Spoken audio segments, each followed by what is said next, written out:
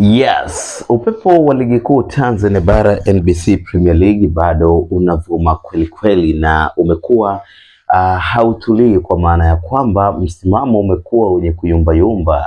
Kuna muda naona Young Africans kama wanaelekea katika kutetea ubingwa huo wa ligi kuu Tanzania bara wa NBC Premier League, lakini kwa wakati unakuta upepo unavuma kwa upande wa Simba Sports Club, lakini wakati mwingine unakuwa una balance. Si Simba si Yanga ambaye tayari anaonesha dhahiri shahiri ni nani anakwenda kuibuka kidedea kwa msimu huu wa 2025 2026 wa ligi kuu Tanzania bara NBC Premier League. Sasa niko hapa kukugea udadavuaji kidogo wa nini kinaendelea katika msimamo wa ligi hii na mwelekeo mzima wa ligi kwa ujumla ni upi.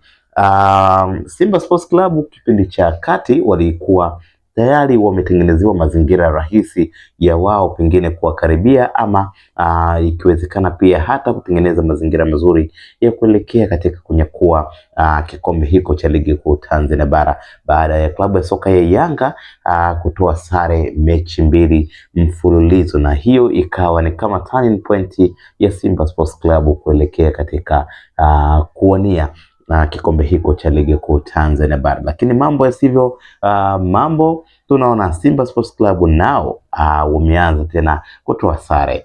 Jana Simba walikuwa na kibarua kizito mbele ya Azam FC matajiri hawa wa Chamazi, ambapo walilazimishwa sare ya bila kufungana na kugawana alama moja moja, na kumfanya Simba Sports Club kuwa tayari amecheza michezo 16, lakini katika michezo hiyo 16 ikiwa amepoteza mchezo mmoja, lakini pia akiwa ametoa draw michezo mitano na kushinda michezo 10 na kutimilisha 16 michezo ambayo inampa points 35, wakiwa nyuma kwa alama 6 dhidi ya Young Africans ambao wao hadi hivi sasa wana alama 41, wakiwa wanaendelea kusimama katika kilele cha msimamo wa ligi kuu Tanzania bara NBC Premier League. Sasa Young Africans imeanza kujipata tena. Young Africans tumeona tayari kuna mabadiliko ambayo yanaonekana dhahiri shahiri. Pengine uongozi wa Yanga umekaa chini na benchi la ufundi na kuona wapi kuna mkwamo ili waweze kurekebisha, na nafikiri sasa matunda yake yanaanza kuonekana.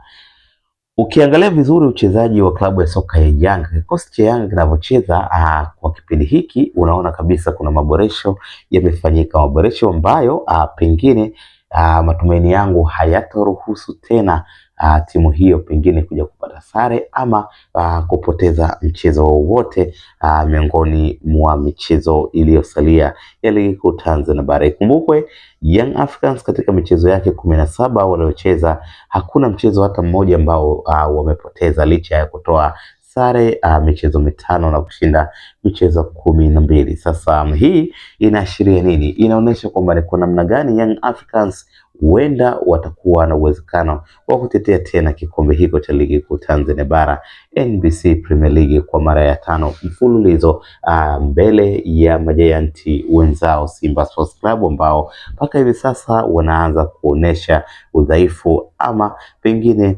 kusuasua katika mbio hizo za kuwania kikombe hiko cha ligi kuu Tanzania bara. So nilitazama jana Simba walijitahidi kucheza, walicheza vizuri kwa namna moja ama nyingine, lakini bado unaona pengine kuna shida mahala ambapo inaifanya Simba Sports Club iwe wakati mwingine inakuja vizuri na wakati mwingine pia inarudi nyuma kutokana na kutokuwa sawa katika mambo fulani fulani. Na moja kati ya changamoto pengine inayopelekea klabu hiyo pengine kusuasua, inawezekana ikawa hata masuala mazima ya kiuongozi, ambayo tunaona mara kadhaa wamekuwa na misuguano ya hapa na pale, lakini pia tumeona uongozi na wachezaji wake. Tunaona mfano kama Elie Mpanzu, hadi hivi sasa haijulikani nini mwisho wake, nini kinakwenda kutokea kwa mchezaji huyu. Hayupo kambini, lakini pia hayupo katika kujumuishwa kwenye kikosi cha Simba, na ni miongoni mwa wachezaji ambao